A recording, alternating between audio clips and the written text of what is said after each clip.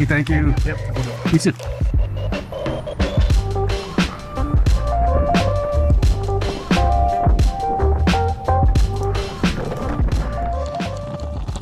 Alright, so if you're watching this, you probably already know about the Neo and all the specs on it, but thanks to the delay here in the US, I'm just now getting my Neo, so let's open it up real quick. Here it is, and for those who don't know much about the Neo, here's a quick rundown. The DJI Neo is a 135-gram self-flying drone that's perfect for beginners, or really anyone that's into cameras. You don't need a controller to fly it, but of course you can connect one, or even just use your phone to fly it like a regular drone. It has a half-inch sensor and can film in 4K up to 30 frames per second. It only has a one-axis gimbal, but it's pretty stable up to level 4 winds. It also uses electronic image stabilization, so if the drone is bouncing around, it'll have to crop into the image to make it steady. There's currently no color profiles on it. You're going to want to use this on a bright day and in nice conditions. The file recorded is only 50 megabits and it's very compressed, so there really isn't any room to adjust the image in post. There's no memory card slot in the Neo, only 22 gigs of internal storage, which is decent, but you're going to want to unload your footage at the end of the day.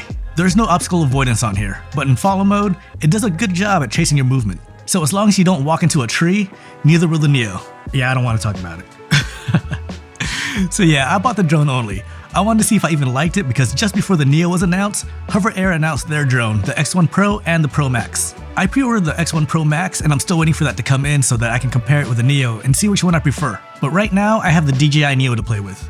Now, other than some extra batteries and filters, I don't really want to buy other accessories for these drones. These are mostly selfie drones. Yeah, they can be used like a regular drone with controllers, and the Neo can actually be used as an FPV drone, but for me, I just want this drone to film my outings. You know, I want to film my vacations, skate rides, and outings with my dog. And of course I want to use it to film some B-roll for when I'm reviewing gear. I carry a lot of camera gear with me, and when I'm traveling, the less stuff I have to pack, the better. I really don't want to pack a controller the size of the drone itself. You know what, instead of me talking about it, let's head outside and check out all the flight modes and see how easy it is to use. Alright, so you can adjust like the distance settings for each mode in your phone, but I'm just going to fly it in the default settings for each mode. So let's get this set up real quick. Alright, I'm actually going to put my phone away and just fly it all the modes that are default on the drone itself. We're going to do the Dronie first, so let's go ahead and do that. 4 meters. Dronie. 3, 2, 1. 4 meters. I don't think it's going to be that far, right?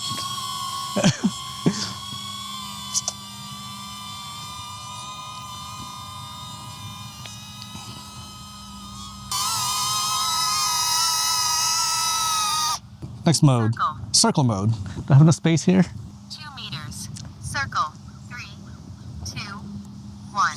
It's not going to bump into my camera, is it?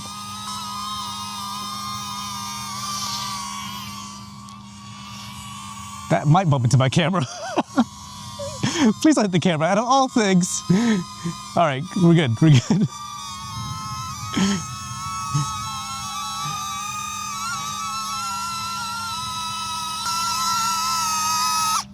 Rocket mode. I noticed all these default settings, they don't really go that far, but you can change it all on the phone like I was saying. But this is fine for now. Meters. Rocket.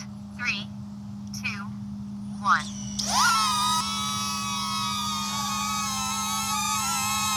Will it follow me if I move around? Oh, it kind of does, huh?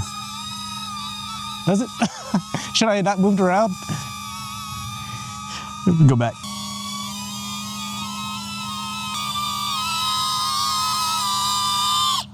Next mode. Spotlight. 3, 2, 1. Right, and then I can walk around it. I don't think it follows me, right? It just stays in one spot and follows me around.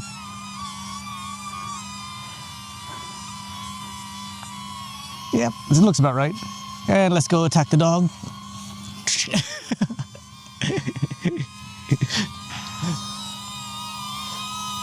All right. Direction track.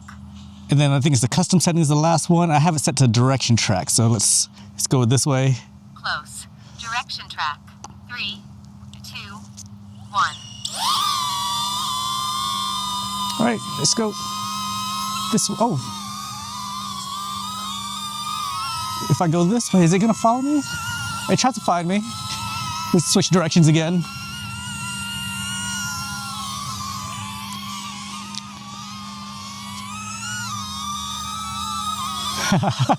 This might be dizzying. I don't know how this footage is gonna come out. All right, let's get back to the camera. All right. Now I know there's other settings for the custom settings, so let's switch those in my phone. All right, so we got boomerang setting now. Let's try this. 4 meters. Boomerang. 3, 2, 1.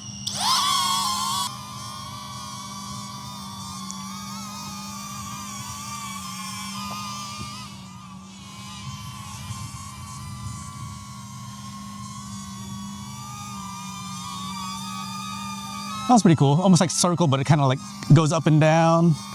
A lot of bugs around here. It sucks. All right. And then one more custom setting here, the Helix. 4 meters. Helix. 3, 2, 1. All right, it's Helix mode.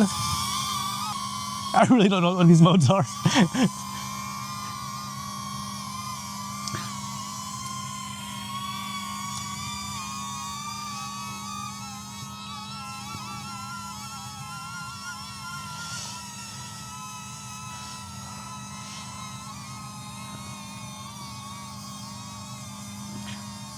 Is that a Helix? All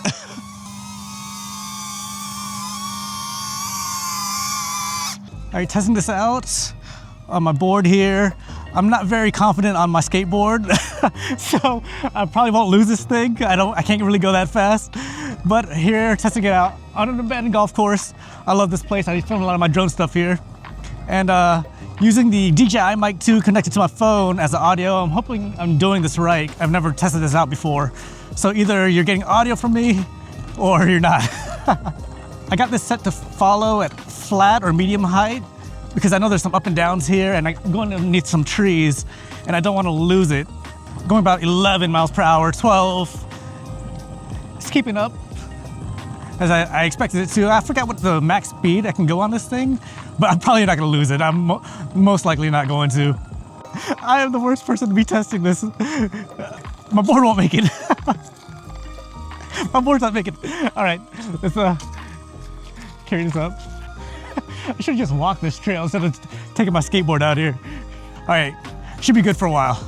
I think I know this section up here.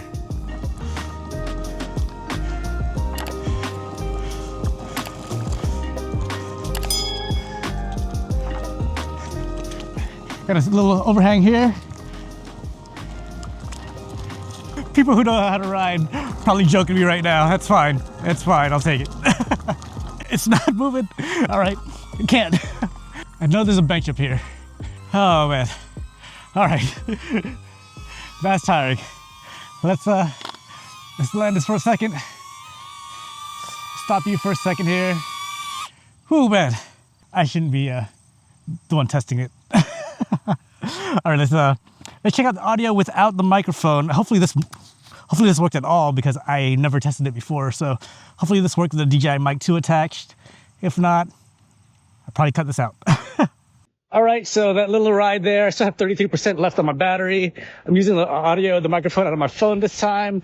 I'm thinking it's not gonna sound that great. And I know you can like drown out the sounds or something like that. I don't know how to do that or remove the sounds of the drone itself, but I don't know how to do that. But most of the time, I don't like the sound of like the automatic reduction thing, noise reduction. This probably sounds muffled. If I got this working right, it probably sounds muffled. And the mic's probably the best way to go. I'm like out of breath here. All right, since I only have one battery, I got 28% left. Let's fly this real quick, get some pictures, and just let me show you how it works flying with the control, with the phone. Take off. I thought I was recording audio with my phone, but I wasn't. So I'm just gonna put this voiceover on it. I only have one battery for the Neo and was running out of charge, so I wanted to get a few pictures real quick, just to see how they come out. And yeah, I can do that. I only took 4 pictures before I brought it in, just because I didn't want to play hide and seek with it when it ran out of battery. Landing. All right, so the drone, pretty much dead, only like 12% left, or might be less than that now. But I have my little power bank here. Let's see if this charges up. Just plug it into the back and it should be charging.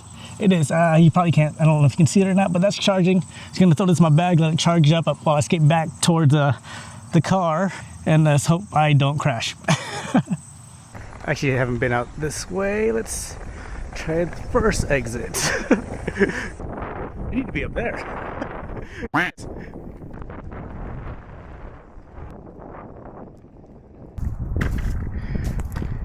have the drone charging on the skate back over here, the Anchor power bank, and it's working. I don't think it's going to be fast charging. It's not going to be a quick charge, but it's working.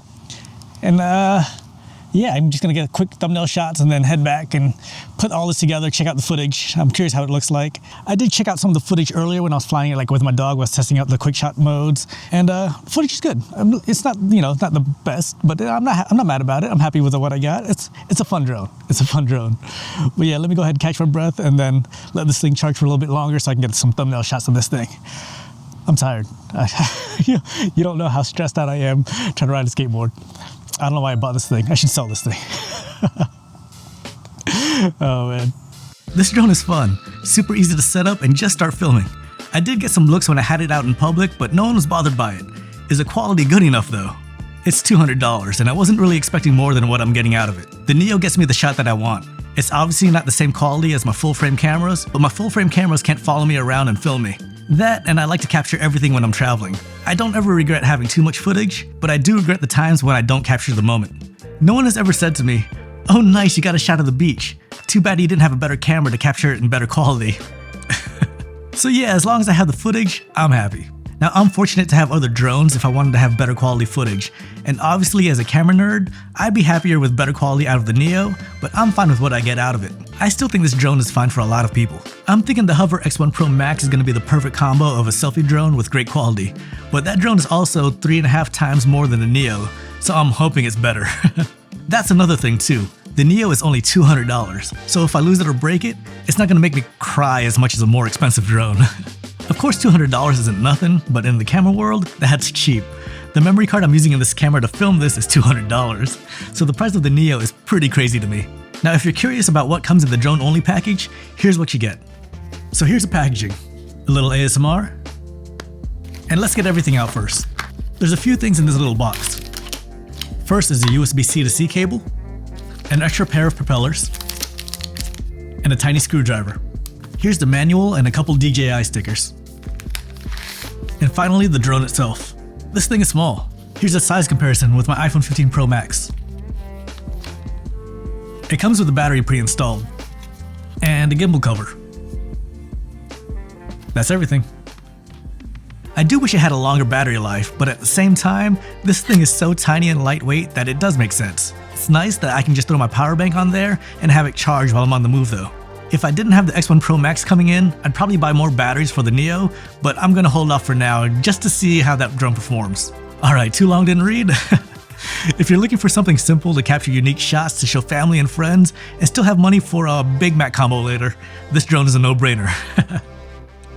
Speaking of which, I am kinda hungry right now, so I'm gonna grab something to eat. See ya.